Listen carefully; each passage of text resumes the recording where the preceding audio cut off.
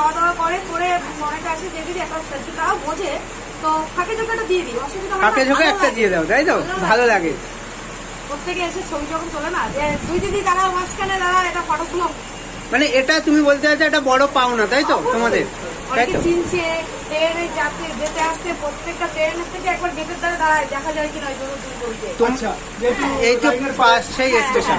তোমরা অনেকে লেডিস বগির সামনে পড়ে, লেডিস বগি মানে জমে যাওয়ার সামনে লেডিস বগি পড়ে আমাদের দোকানের সামনে, তো প্রত্যেকটা মানুষ আমাদের দোকানের দিকে তাকায়, বা যারা মোবাইলে দেখেছে তারা একবার চিনে যায় যে আচ্ছা না, এই যেহেতু তোমার হোটেলটা একেবারে লাইনের পারে, মানে স্টেশনের একেবারে পারে, তো এরকম কি হয়েছে যে যারা হয়তো তোমার ভিডিও দেখেছে, দেখে বলে যে ও মিষ্টি দিদি কিংবা ও মিষ্টি বৌদি এরকম বলে ডেকেছে, এরকম হয়েছে দিদি? হ্যাঁ, দেখেছে, টাটা করেছে, খুললে তো শুধু তোমাদেরই দেখা যায়।